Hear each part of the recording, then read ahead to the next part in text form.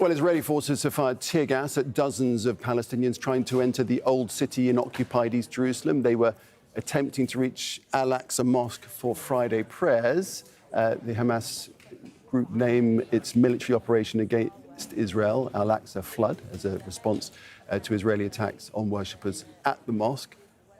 The Al Aqsa Mosque compound is one of the holiest sites for Muslims, Jews and Christians. It also symbolises the daily injustices faced by the Palestinians in occupied East Jerusalem, and its legal status has been, well, a constant flashpoint. Al Aqsa is Islam's third holiest site. Jews refer to it as Temple Mount and believe that two biblical temples once stood there. It's home to the Dome of the Rock, where Muslims believe the Prophet Muhammad ascended to heaven. It's sometimes confused with the mosque, but the mosque itself lies here at the southern end of the compound. Only Muslims are allowed to pray in its compound. And then there's the Western Wall, where Jews from around the world come to pray. They believe it's the remains of an ancient temple. Sara Khairat joins us live from Lion Gate, another gate in the Old City, to occupied East Jerusalem. So, Sara, tell us about the security situation where you are. Yeah, I just want to give you a backgrounder as to what Lion Gate is. Lion Gate is one of 7 gates that allows you into Al Aqsa Mosque compound. It's an area that includes Al Aqsa Mosque. Now, we came earlier, it was very, very quiet. You can clearly see that security is stepped up, though. And initially, we were being told by some of the Palestinian Muslim worshippers that they were not allowing certain ages in. That number has varied. However, speaking to a lot of the locals, they're saying that most of the youngsters, certainly under the age of 35, haven't been allowed to the prayers because of the situation at the moment. We ourselves witnessed some of the women being turned away, some of the youngsters being turned away. Some people, including, for example, an older male, he told me he was 66 from an area called Silwan. Now, Silwan has been a hotspot for tensions between Palestinians as well as Israeli security forces here in Old Jerusalem. But I actually want you to speak, we want to speak to Halim, who's just come out from that Friday prayer. Halim, can you tell us what's the situation for Palestinians, certainly from Jerusalem, that are wanting to pray here at Al Aqsa Mosque? This has happened before where they've prevented people of certain ages from entering. I'm talking about the Israeli security forces. Is it any different today when you entered, and what was your experience coming in? Actually, today is Friday, and we come here to pray Friday praying.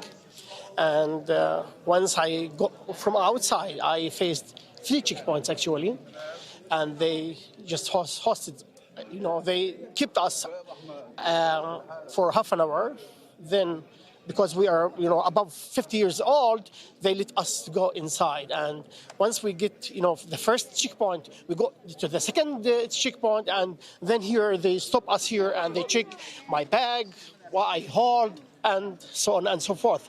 So we get inside the mosque, and unfortunately there's no.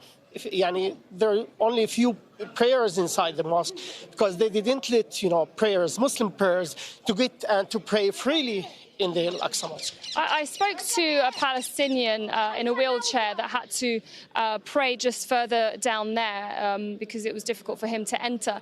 And he said that it's really quiet here today, which is very unusual because, of course, Al Aqsa Mosque is the 3rd holiest site for Muslims.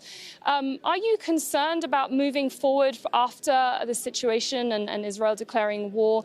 As someone who is from Jerusalem, you were telling me, what is the situation for you right now? And in terms of movement, are people staying at home? Can you tell me more about that experience, Absolutely. The situation is so tense. For example, I have a boy. He's like 16 years old. I keep him all the time at home. I don't let him go outside, even to buy anything from any supermarket or something else, because the Israeli policemen, the Israeli security. I don't know. They check everybody. They harass every single Palestinian in Jerusalem, and they don't hesitate even to shoot young Palestinians for nothing. For I don't know. Maybe no reason. Yeah. Okay, well, I just also thank you very much, Halim, for speaking to us. Of course, we were just down. I just want to turn around here if Marino can show you, just to give you an idea of where we are. This is the old wall that surrounds the old city. I'll just move out of the way there. And further down on the left is actually the Greek Orthodox Church. And we spoke to them earlier.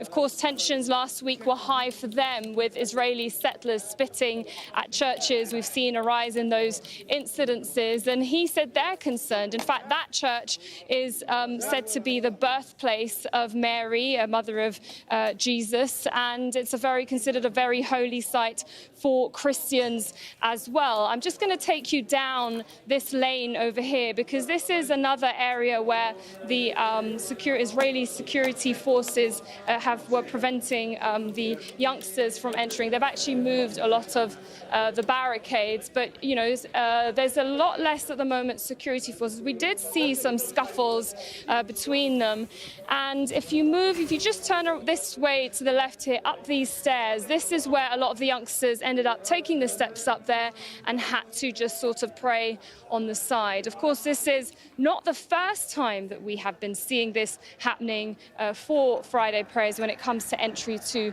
Al Aqsa Mosque, but as I said, and as you heard from Halim there, it has been much quieter because a note was sent out to say that youngsters under a certain age should not be allowed to pray in Al Aqsa Mosque, because of course there are fears of tensions rising. Back to you, Nick. Sarah, thanks for that. Sarah Khairat there at Lionsgate, the old city. About, 11-minute walk from there is Damascus Gate, the other side of Old City, the old city. Mohammed Jem